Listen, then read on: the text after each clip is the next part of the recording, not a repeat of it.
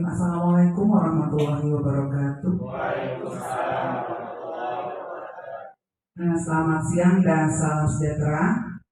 Yang terhormat Bapak Kepala Sekolah SDN Cipinang 3, Bapak Sugino SPD MMPD. Yang terhormat Ibu Wakil Kepala Sekolah, yang juga calon guru penggerak Angkatan 8, Ibu Umi Habibah. Yang terhormat Bapak dan Ibu Guru SDN Cipinang 3 Pagi, rekan-rekan pendidik yang saya banggakan. Pertama-tama mari kita panjatkan puji syukur kehadirat Allah Tuhan semesta alam, karena pada hari ini, siang hari ini, yang udaranya cuacanya cukup terik, kita semua masih diberikan nikmat sehat sehingga masih bisa berkumpul di sekolah yang kita banggakan di SDN Cipinang 3 Pagi.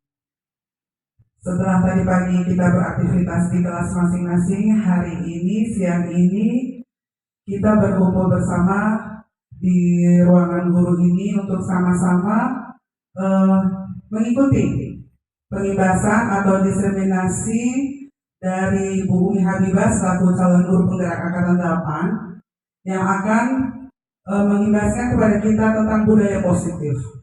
Ini adalah salah satu bagian dari pendidikan yang sudah diikuti oleh Bu Umi Habibah di modul 1.4.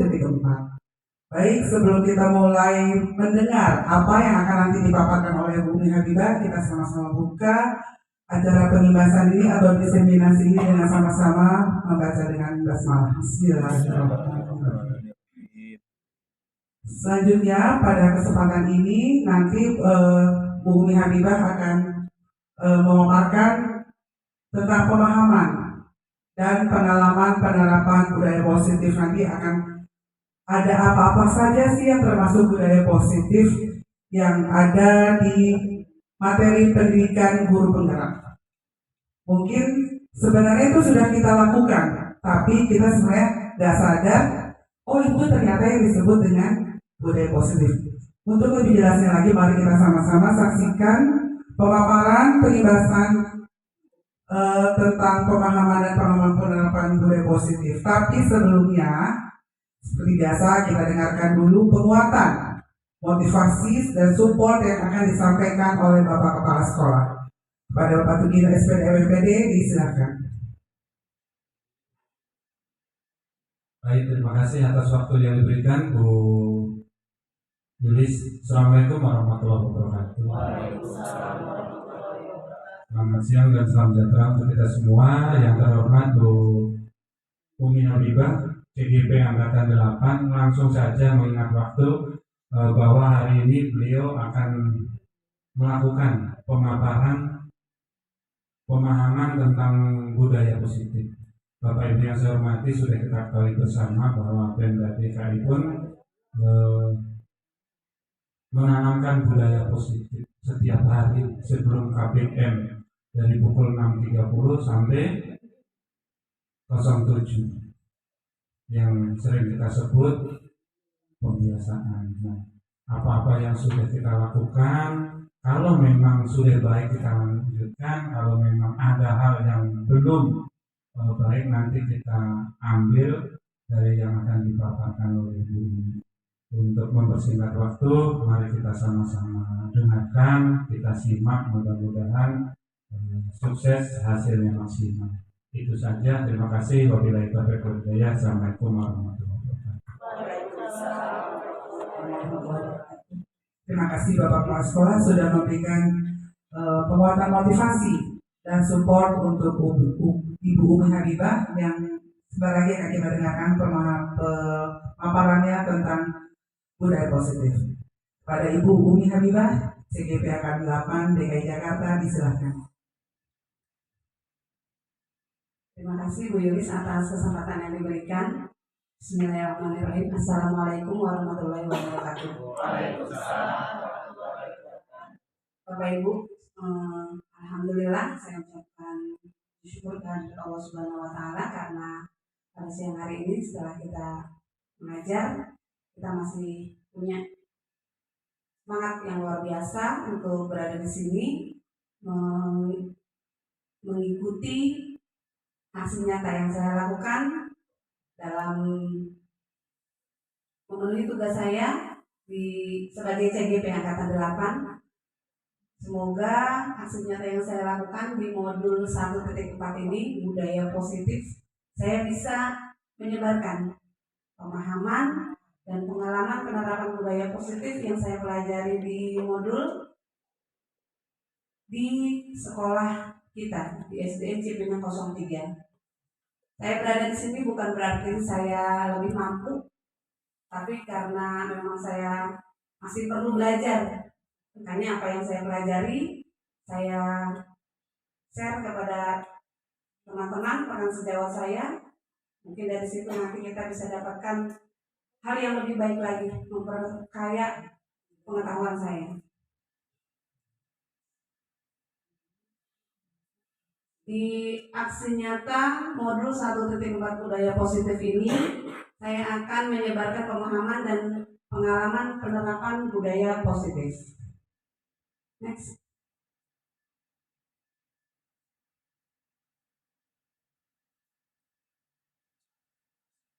Konsep budaya positif. Budaya positif itu diantaranya perubahan paradigma belajar, kemudian disiplin positif, kebutuhan dasar manusia, motivasi perilaku manusia, posisi kontrol restitusi, keyakinan kelas, dan segitiga restitusi. Memang di antara modul-modul lain yang saya pelajari di modul 1.1 ini ada terbagi menjadi 4 modul lagi. 1.1, 1.2, 1.3, 1.4. Kalau 1.1 tentang pemahaman filosofi Hajar Dewantara, 1.2 tentang apa ya, 1.3 tentang peran nilai dan peran guru penggerak, kemudian 1.3 tentang visi guru penggerak, kemudian yang 1.4 ini tentang budaya positif. Nah di 1.4 ini memang paling banyak materinya.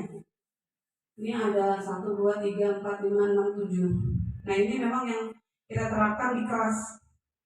Jadi yang nanti perubahan paradigma belajar yang tadinya teacher center menjadi student center gitu ya, kemudian disiplin positif, kebutuhan dasar manusia itu apa saja, ada 5, kemudian motivasi perilaku manusia, ada segitiga restitusi, kemudian keyakinan kelas. Keyakinan kelas ini yang awalnya kita setiap kelas ada peraturan, sekarang kita mengubahnya, bukan peraturan namanya, tapi keyakinan, dan juga bukan kesepakatan kelas.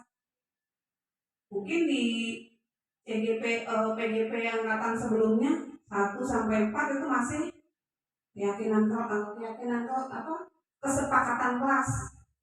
Kalau kesepakatan kelas baru disepakati saja, tapi belum dilaksanakan.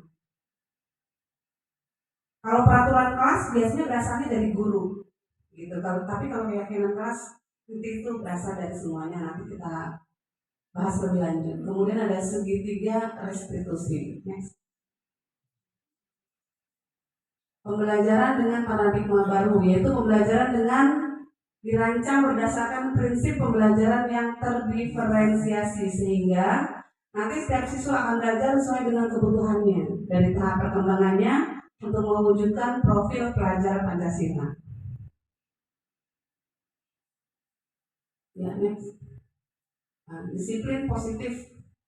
Dalam budaya kita, makna disiplin itu dimaknai menjadi sesuatu yang dilakukan seorang pada orang lain untuk mendapatkan kepatuhan. Kita cenderung menghubungkan kata disiplin dengan ketidaknyamanan. Nah, sebagai pendidik, tujuan kita adalah menciptakan anak-anak yang memiliki disiplin diri sehingga mereka bisa berperilaku mengacu pada nilai-nilai kebajikan universal dan memiliki motivasi intrinsik bukan ekstrinsik. Nah, disiplin positif merupakan salah satu cara penerapan disiplin yang bertujuan untuk menumbuhkan kesadaran serta memberdayakan anak untuk melakukan sesuatu tanpa sogokan, ancaman maupun hukuman. Nah, nanti dulu nih kita bahas dulu tentang disiplin. Saya mau tahu Bapak Ibu guru itu menganggap disiplin itu apa sih? Selama ini ya, menurut Bapak Ibu, disiplin itu apa? Menurut saya disiplin adalah ketika kita melakukan apa dengan sesuai dengan jadwalnya, sesuai dengan apa yang diinginkan dari penugasan tersebut. Jadi ketika kita disiplin, kita pasti menghormati waktu, kemudian kita tahu apa yang harus kita lakukan sesuai dengan apa yang sudah ditentukan. Itu. Terima kasih Bu Sherly. Disiplin menurut saya sesuatu yang harus kita lakukan di mana kita berada, di mana tempat kita itu merupakan salah satu kewajiban yang harus kita lakukan dan harus mempengaruhi orang lain. Terima kasih Bu Yuli dan Bu Sherly. Saya ke sisi kiri saya. Pak Ardi, bagaimana menurut Pak Ardi? Menurut Pak Ardi disiplin itu apa sih? Menurut saya disiplin itu tentang kepatuhan kita terhadap apa yang kita jalankan seperti itu. Misalnya waktu, ketepatan waktu itu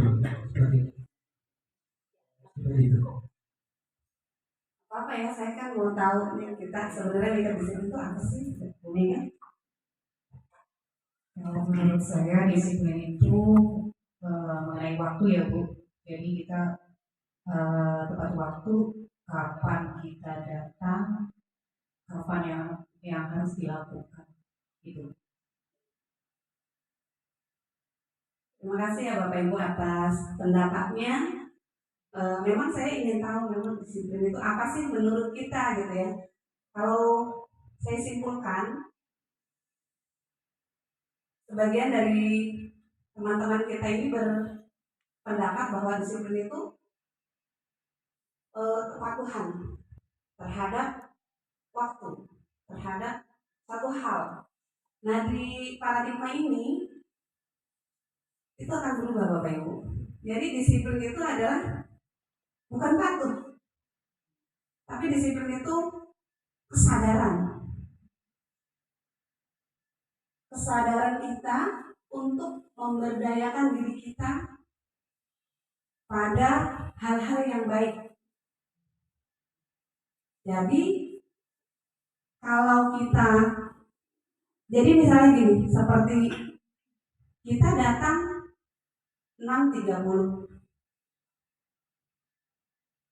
bukan karena nanti kalau lewat dari 6.30 saya dipotong TKD-nya, bukan karena itu. Kalau karena itu berarti Bapak Ibu belum disiplin karena hanya takut dipotong. Atau saya datang jam 6 aja deh supaya saya dipuji sama kepala sekolah, kan saya rajin gitu. Jadi di dalam dirinya itu bukan karena kesadaran dari diri kita, itu berasal dari faktor yang ekstrinsik. Seharusnya kalau disiplin menurut di sini dia sadar bahwa itu adalah harga dirinya. Kalau disiplin itu saya harus datang disiplin, harus datang tepat waktu karena itu sudah menjadi kebiasaan saya. Itu harga diri saya. Kalau datang karena saya mau, itu datang dari diri sendiri. Nah itu disiplin. Begitu kalau menurut modul yang saya pelajari. Jadi bukan karena faktor intrinsik, tapi dari dalam diri kita. Jadi kalau kita sudah meyakini karakter yang baik, hal-hal yang baik kita lakukan, itu namanya disiplin. Tapi kalau kita datang karena tadi supaya tidak mendapat hukuman gitu, supaya tidak dipotong gajinya, atau supaya dapat hadiah guru terrajin, nah itu bukan disiplin. Begitu ya Bapak Ibu. Berikutnya, nah ini Ada 5 faktor kebutuhan dasar manusia. Pertama, bertahan hidup. Yang kedua, kasih sayang dan rasa diterima. Yang ketiga, penguasaan. Yang keempat, kebebasan. Yang kelima, kesenangan. Jadi manusia itu akan disiplin kalau kebutuhan dasar manusianya itu sudah terpenuhi. Kalau dia belum terpenuhi, pasti akan terjadi penyimpangan. Misalnya nih Bapak Ibu, anak kita ada yang nakal, terus kita bilang, aduh, si anak nakal banget sih, bandel. Berarti di sini kita belum memahami anak tersebut. Seorang anak atau kita sendiri melakukan penyimpangan itu karena tidak terpenuhinya kebutuhan dasarnya. Mungkin dia kurang kasih sayang, jadi dia melakukan kegiatan yang aktif atau melebihi rata-rata temannya supaya diperhatikan gurunya atau disayang oleh gurunya. Atau biasanya anak tertekan di rumahnya, tapi kalau di rumah ngomongin sekolah dia beraktif sebebas-bebasnya. Berarti dia faktor kebebasannya itu di rumah tidak didapatkan, jadi dia berusaha mendapatkannya di sekolah. Jadi sebenarnya tidak ada anak nakal, anak bodoh, itu tidak ada. Nanti kita ke pembelajaran yang diferensi itu ya Bapak Ibu. Nah ini, jadi karena di situ mereka tidak terpenuhi salah satu dari kebutuhan dasarnya ini, maka dia tidak sadar, sehingga dia meluapkannya bisa di kelas, di sekolah, ya dia di rumah misalnya dia tertekan, nah di sekolah dia muncul kekuasaannya, dia pukul temannya, ini loh gue berkuasa gitu ya kan, karena di rumah dia selalu direndahkan oleh kakaknya atau oleh orang tuanya, kita tidak tahu. Maka saya titip-titip nih anak-anak kita, kalau ada yang agak sedikit luar biasa atau aktif ya Pak ya, itu mulai kita rangkul, kita pahami sebenarnya kebutuhan dasar apa dari anak kita ini yang tidak terpenuhi. Kalau sudah terpenuhi, nanti dia buat apa sih nakal? Orang saya misalnya dia itu orang saya sudah terpenuhi, kok ngapain bebas ya kan, orang dia udah di rumah bebas, di sekolah bebas, jadi ya nggak ini. Tapi makanya kita mengarahkan ke hal-hal yang positif. Nah kalau dia misalnya di rumah sering disakiti, ya di sini dia menyakiti, karena dia jadi senang seperti itu. Jadi kebutuhan dasar kesenangannya itu terpenuhi di sini, senang menyakiti orang lain. Karena kalau di rumah dia nggak bisa senang, kebalikannya seperti itu. Biasanya di kelas 1, 2 itu terlihat ya, makin kesana. Di awal-awal SD ini anak biasanya sudah mulai kelihatan. Nah itu biasanya kalau guru kelas 1, 2 itu bisa langsung melihat atau memahami. Tapi karena kemarin menurut saya nih ada PPKM sehingga kita pembelajaran daring, itu memang kita agak terganggu di aktivitas anak ya, sikap, kemudian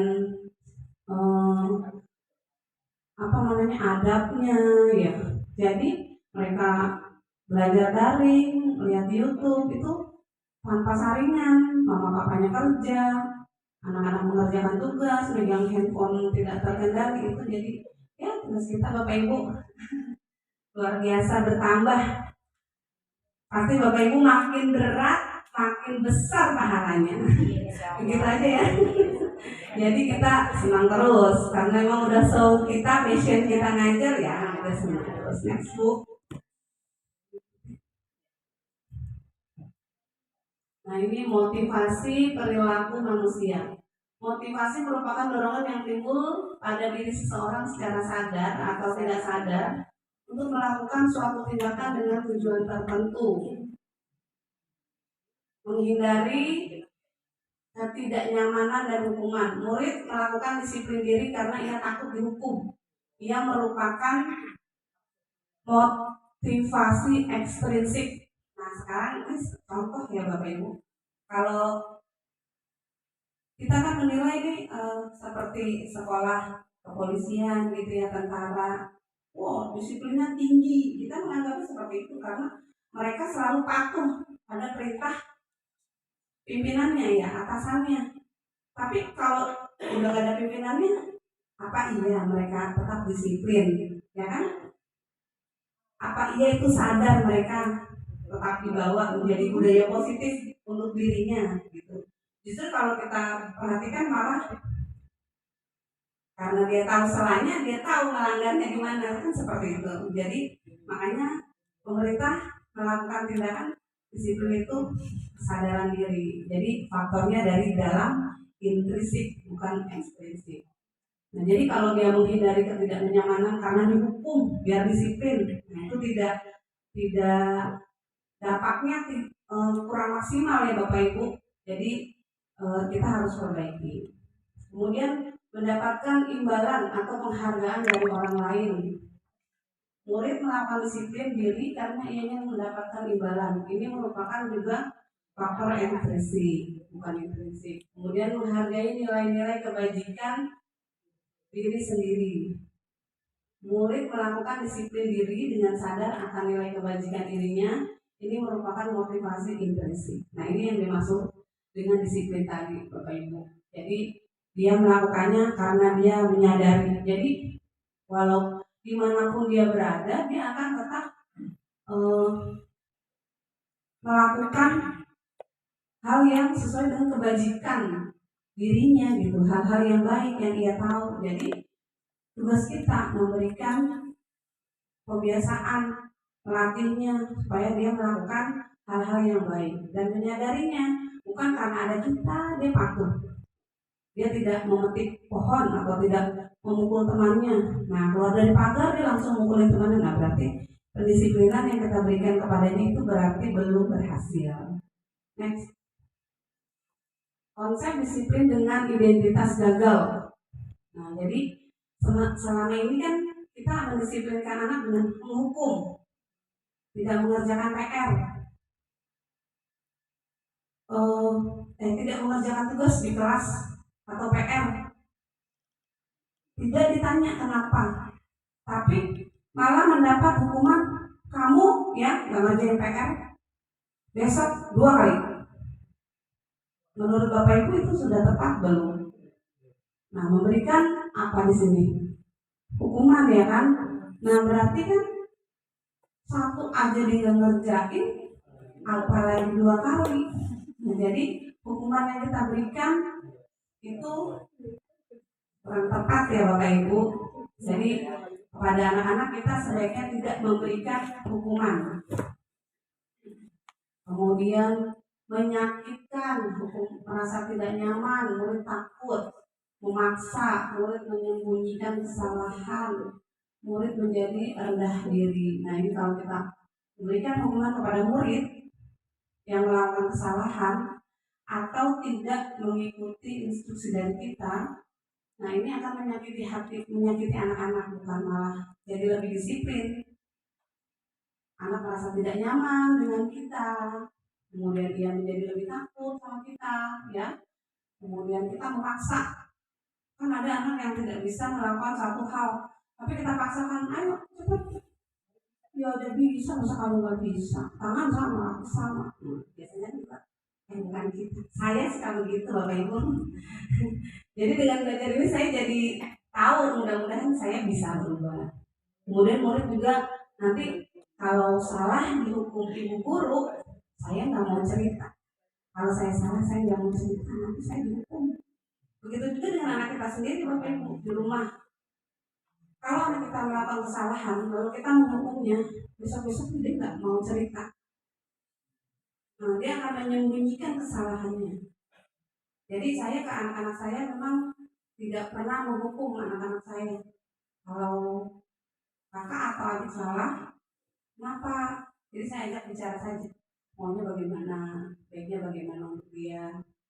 Nah, nanti kita akan ketemu di segitiga restitusi, ya minus. Kemudian nanti anak atau murid akan menjadi rendah diri karena dia salah, jadi kita maki-maki depan temennya, bukannya ditambah semangat jadi tambah jadi ini sedikit yang saya terima ya Bapak Ibu. Kemudian nah ini ternyata selain hukuman yang tidak efektif atau dikatakan pendisiplinan yang gagal atau konsep disiplin gagal, itu penghargaan juga ternyata tidak efektif Bapak Ibu untuk mendisiplinkan anak-anak kita. Jadi nanti yang ranking 1 ibu kasih hadiah, itu juga menurut model ini tidak pas. Karena yang tidak ranking 1 dia akan merasa, aduh saya nggak ranking 1, terus saya udah belajar malam rajin, menurut dia ya. Kemudian merusak hubungan karena ada sifat iri. Kemudian mematikan kreativitas karena mungkin kita menilainya dari sisi ulangannya saja mungkin ya. Jadi yang dia punya kreativitas lain atau prestasi lain tidak diperhitungkan, jadi rasa males orang yang dinilai cuma ini, sedangkan di bidang itu dia tidak mampu. Kemudian menghukum dengan sistem ranking. Ternyata rankingan itu tidak efektif Bapak Ibu. Kemudian merampas hak menghargai dirinya. Jadi kalau dia merasa tidak ranking 1, dia merasa gagal. Karena kan ada tuh orang tua kalau ambil rapor, tapi murid saya ya, mungkin murid Bapak Ibu nggak ada. Sih kan kalau nggak ranking 1 nggak dapat sepeda, langsung begitu. Atau nggak ranking 1 pokoknya nggak dapat hadiah dari mama. Di rumah aja liburannya begitu. Ada yang mengancam seperti itu di kelas 2. Padahal menurut saya anak itu sudah aktif, semangat, bukan hanya belajar temanya saja, tapi juga agamanya bagus. Nah, jadi kita ternyata tidak hanya ke murid saja, tapi orang tua juga perlu kita edukasi sedikit lah, apa yang kita mampu ya Bapak Ibu kita tahu, kita sampaikan ke orang tua. Jangan selalu memaksakan anak harus ranking 1 gitu. Padahal anak itu punya kemampuan lain yang bukan akademik. Pemerintah aja menghargai kok yang non akademik, kok kita malah nggak menghargai. Orang tua tidak menghargai. Gitu, yuk next.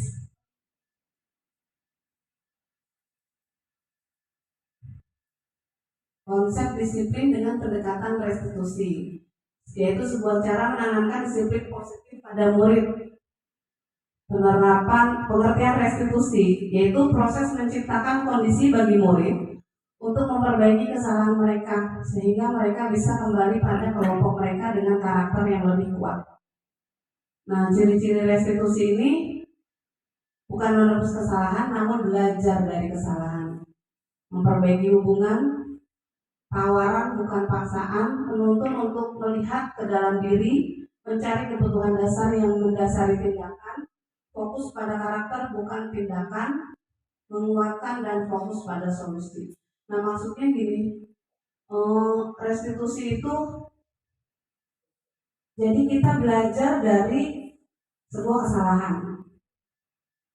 Kesalahan itu siapa sih yang tidak pernah salah?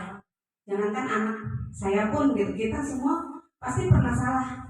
Tapi jangan kesalahan itu diungkit-ungkit lagi terus menjadi aib, menjadi momok yang menjadi anak tuh takut melakukan itu lagi gitu. Sehingga ada anak kita jadi trauma karena dia pernah salah ini.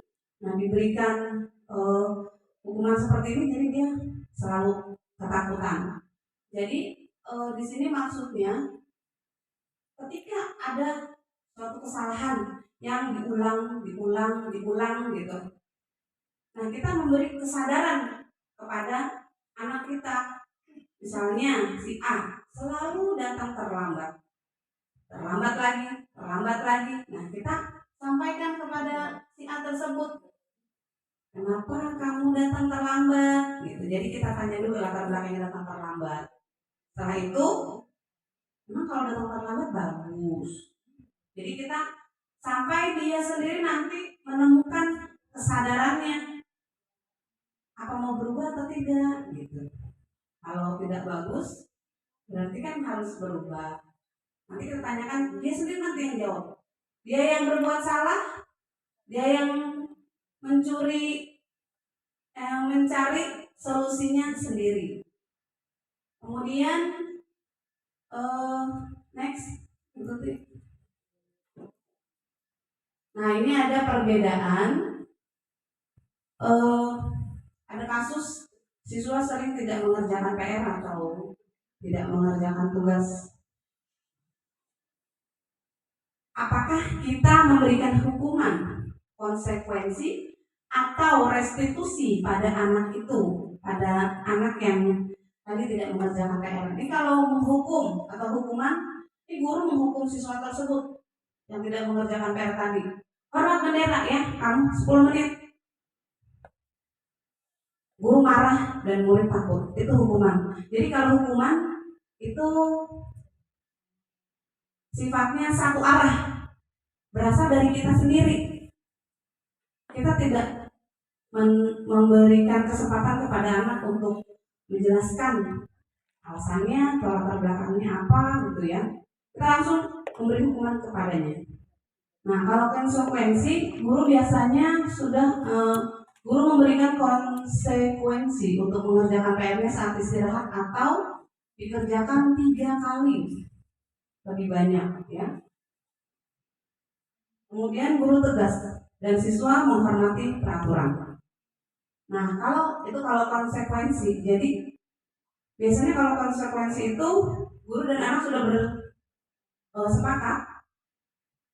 Nanti kalau tidak mengerjakan PR di awal pembelajaran biasanya sudah disepakati hukumannya seperti ini atau sanksinya seperti ini. Nah, jadi anak itu tahu konsekuensinya.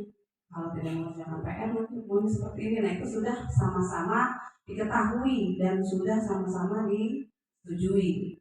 Nah, kalau restitusi, ini guru menanyakan keyakinan kelas dan dirinya, membantu siswa menyelesaikan masalahnya. Kemudian guru terbuka siswa menghormati dirinya dan orang lain. Nah, jadi jika ada kesalahan nih anak tidak mengerjakan PR, kita tanyakan dulu, kenapa kamu tidak mengerjakan PR? Nah, itu restitusi.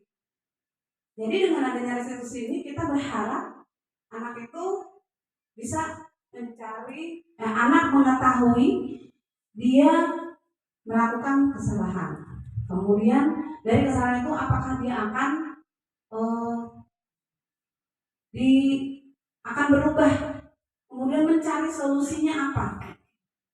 Karena solusinya itu berasal dari dia sendiri, kita tidak. Jadi kamu harusnya nanti nih ya pulang sekolah langsung kerjain PR, jangan begitu. Tapi nanti kita tanyakan kepada dia pertanyaan-pertanyaan bermakna sehingga dia tahu solusinya apa, kemudian dia mematuhinya karena kan itu dari dia sendiri yang menjawab solusi-solusinya itu, dia yang mencari solusinya yang dia sesuaikan dengan kemampuannya. Nah, next. Ada 5 posisi kontrol restitusi Bapak Ibu. Jadi ketika anak salah, ada nih guru atau orang tua bersikap sebagai penghukum. Jadi tadi kita harus menghukum. Yang berikutnya membuat rasa bersalah. Nah, ini biasanya pakai bahasa, kamu lagi terlambat, nggak ngerjain PR mulu. Kalau kamu begini terus, ntar ibu dimarahin ya bapak kepala sekolah.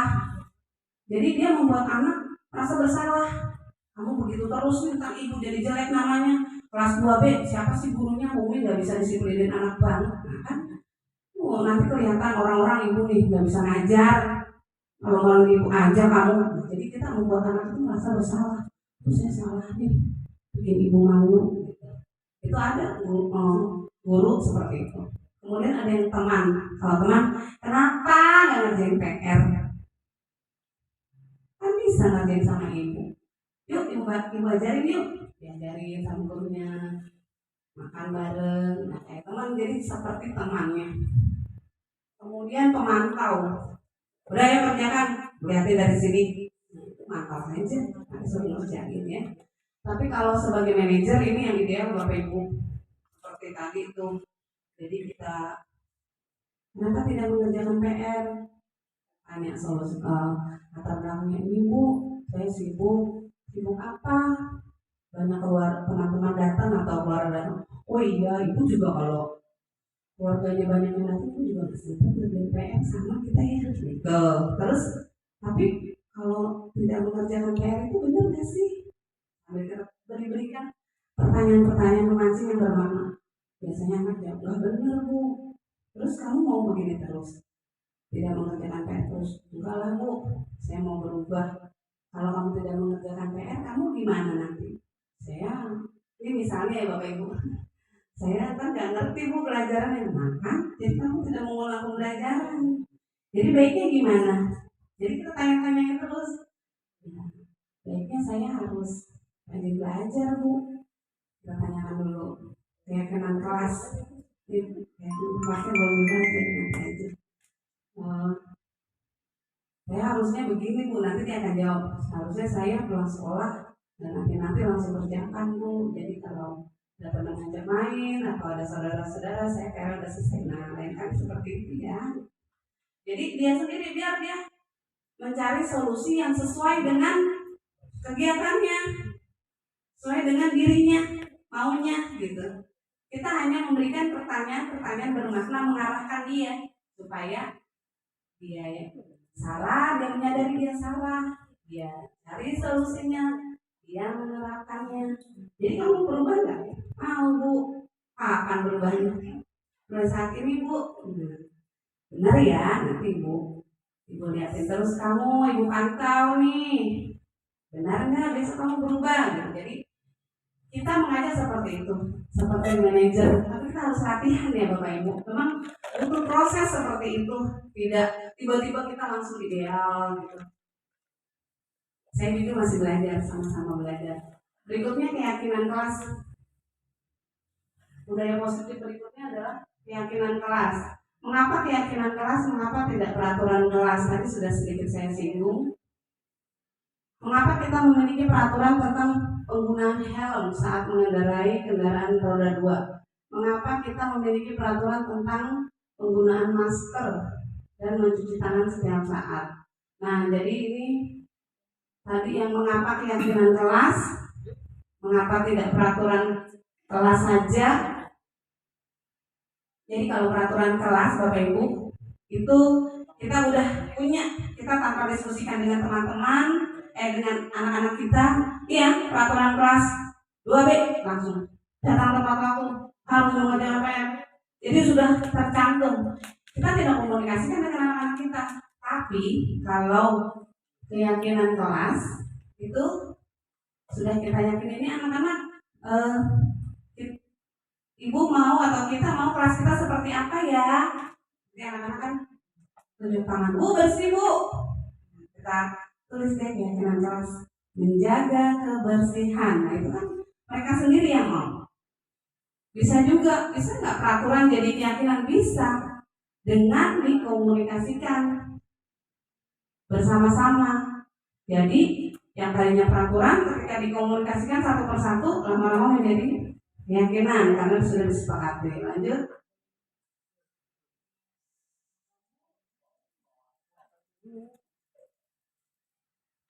Contoh 5 posisi kontrol tadi sudah, lanjut.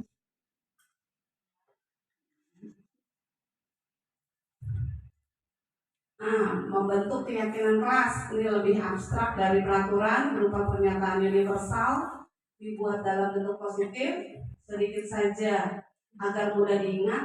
Jadi kata-katanya sedikit, jangan panjang-panjang ya Bapak Ibu. Lebih baik apa? Disiplin, misalnya menjaga kebersihan sesuai dengan kondisi kelas dan sekolah agar mudah diterapkan. Nah, bisa kita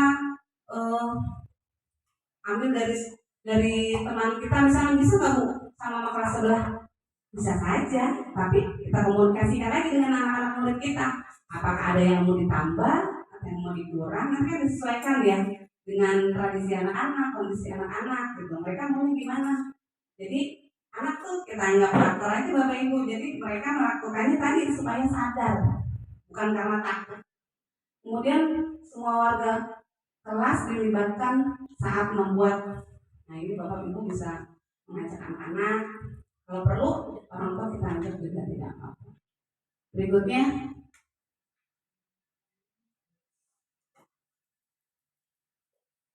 nah ini contoh keyakinan kelas saya ambil dari kelas yang lain, kelas 5.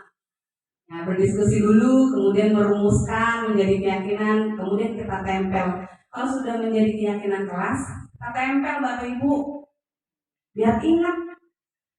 Nanti kan anak-anak suka lupa, tapi kalau ditempel, kita buat misalnya seperti banner atau banner ala-ala kita buat sendiri ya dengan kreativitas kita sambil jalan, nah, dia kan terpaksa membaca seperti yang kita tempel di tanda-tanda itu bagus. Jadi anak bukan dipaksa, dengan ikhlas baca, oh 5 kali 5 25 hafal. Nah begitu juga dengan keyakinan kelas, dengan sering melihat dia jadi lebih iya. Lanjut. Nah, dalam penerapan program disiplin positif, hendaknya guru memiliki standar kepribadian, profesional dan sosial yang baik, di mana guru mampu berefleksi pada posisi kontrolnya saat ini. Nah, bagaimana perjalanan dirinya sebagai seorang among atau yang tadi kita harapkan ya, kita bisa pada posisi manajer yang menuntun murid-murid menjadi insan yang mandiri, merdeka dan bertanggung jawab. Semoga sesi belajar kita hari ini membawa manfaat sehingga dapat mewujudkan pelajar profil Pancasila. Salam merdeka belajar. Terima kasih. Salam guru penggerak, bergerak, tergerak dulu, bergerak, menggerakkan. Nah, kalau kita lihat sesuatu yang nggak pas sama kita pasti tergerak. Kalau udah tergerak kita menggerakkan diri, bergerak dulu diri kita. Kalau kita sudah bergerak, baru kita mulai menggerakkan komunitas kita atau orang-orang di sekitar kita. Seperti itu Bapak Ibu, apa yang saya terima di pendidikan guru penggerak, semoga bermanfaat. Alangkah baiknya kita lanjut dengan diskusi. Terima kasih Bu Yulis. Ya, terima kasih Bu Umi Habibah, CGP Angkatan 8 dari Provinsi DKI Jakarta, yang sudah memberikan penjelasan kepada kita semua yang hadir di ruangan ini tentang budaya positif, ya, pemahaman dan pemaparan tentang budaya positif.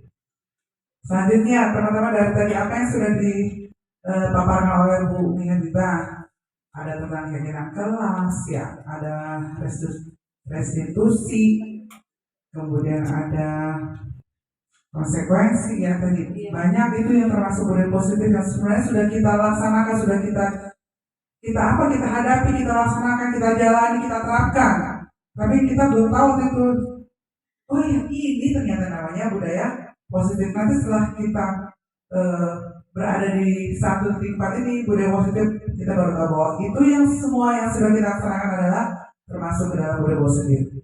Baik, teman-teman, dari sisi sini, sisi kiri saya atau dari Bapak Kepala Sekolah ingin memberikan tanggapan atau pertanyaan?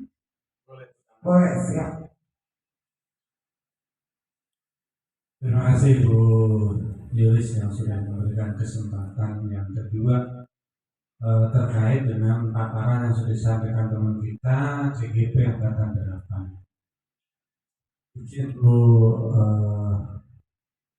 Umi, terkait dengan penanaman disiplin salah satunya memang perlu kesabaran kita Bapak Ibu ya, dan dilema artinya siswa kita ini kan terbentuk karakternya dari beraneka ragam.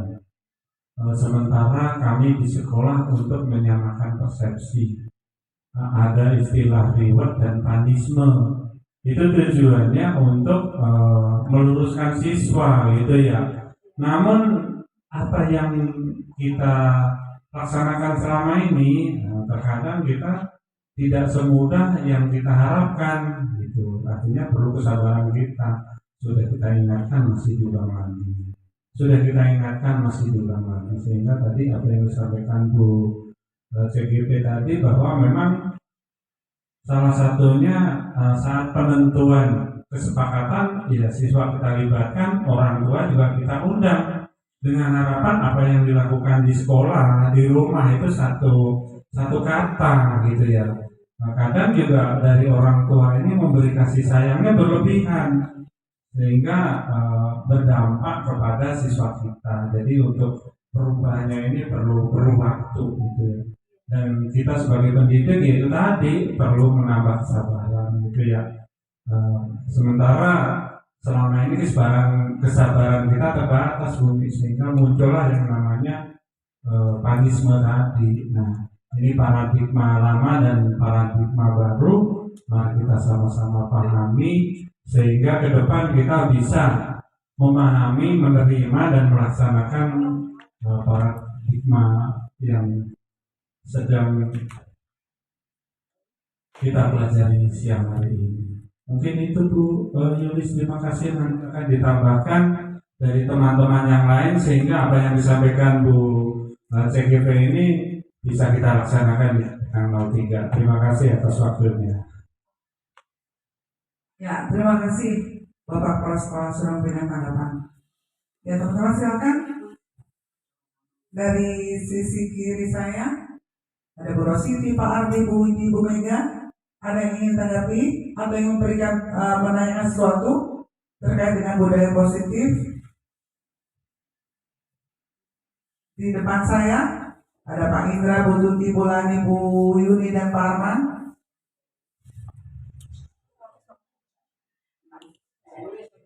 Ya, Pak Ardi silakan. Assalamualaikum warahmatullahi wabarakatuh. Bumi, saya izin bertanya, bagaimana dengan murid yang sudah mendapatkan restitusi dari teman tersebut yang berbuat salah, tetapi dia secara diam-diam tidak memaafkan dengan tulus, nah, dan masih menyimpan traumatik dari tersebut itu Bu, bagaimana tanggapannya Bu? Terima kasih. Segitiga restitusi. Anaknya sudah apa? Sudah berapa restitusi? Kalau restitusi tadi kan disampaikan Bu Uwi, dia mencari sendiri ya solusinya restitusi ya. Tapi nggak taunya Anak tersebut belum memaafkan, dia belum memaafkan tersebut, ya lulus. Nah, dan sebelahnya Bumi. masih menyimpan traumatik. Ya silakan Bumi. Terima kasih atas pertanyaannya ya Pak Ardi. Jadi yang tadi anak itu misalnya melakukan suatu kesalahan ya. Kemudian dia sudah kita restitusi nih, kita ajak berdiskusi tentang masalahnya. Kemudian dia sudah mengetahui kesalahannya dan dia menyadari kalau dia salah. Kemudian dia mau berubah, tapi dia kemudian ada solusinya yang dia munculkan sendiri. Tapi maksud dari trauma di sini mungkin dia sudah menyadari dia salah, dia menyampaikan solusinya, tapi dia tidak konsisten dengan solusinya itu gitu. Jadi dia masih tetap melanggar aja, padahal dia sudah kita ajak berdialog ya.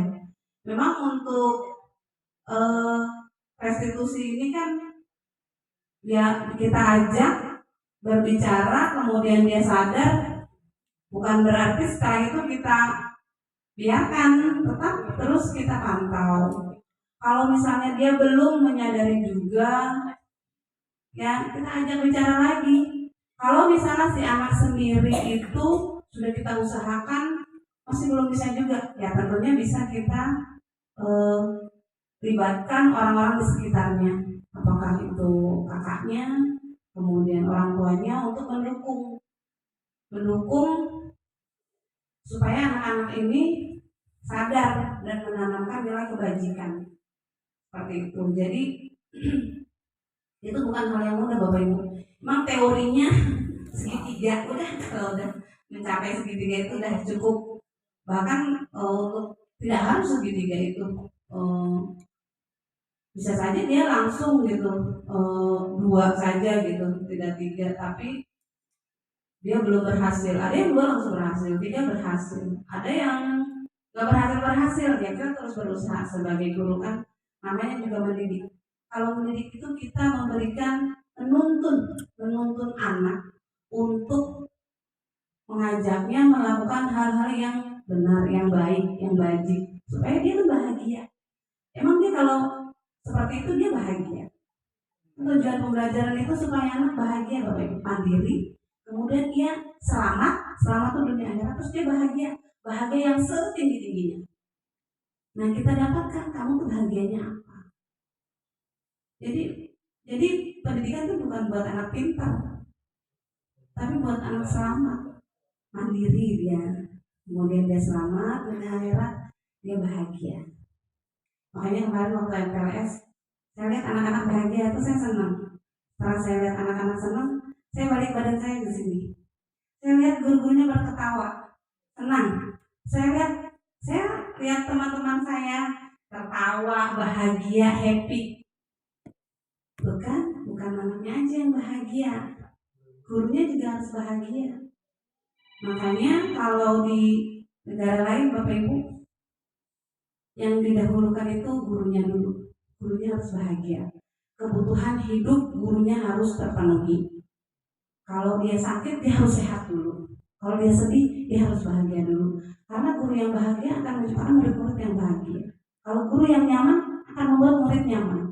Kalau gurunya tertekan, datang udah dipelototin kepala sekolah, ya nanti gurunya juga akan melototin muridnya. Kamu lagi selamat lagi.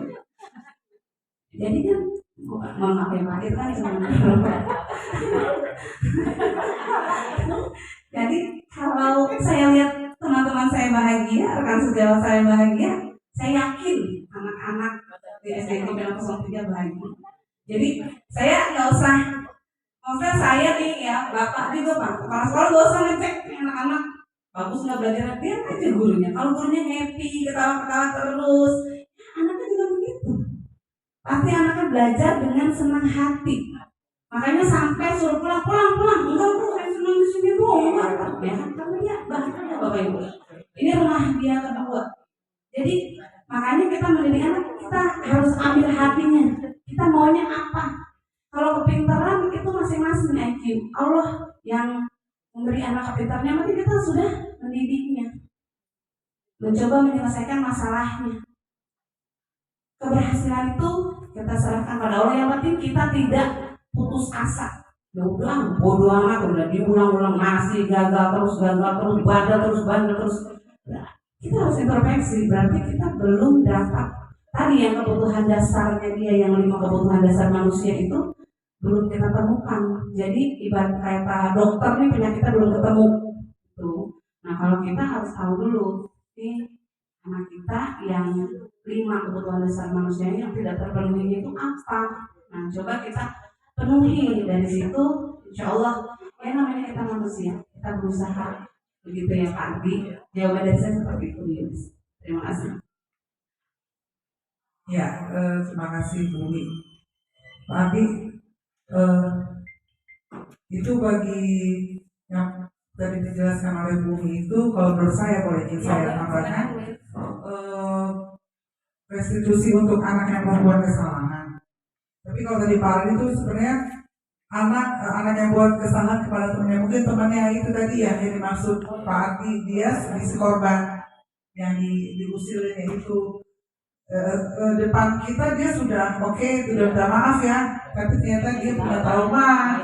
Itu kan sering kita hadapi ya, ada anak-anak seperti itu, dia jadi kayak ketakutan kan seperti itu. Nah itu tugas kita Bu ya.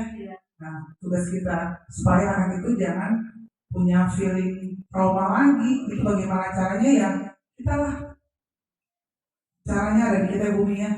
Oke.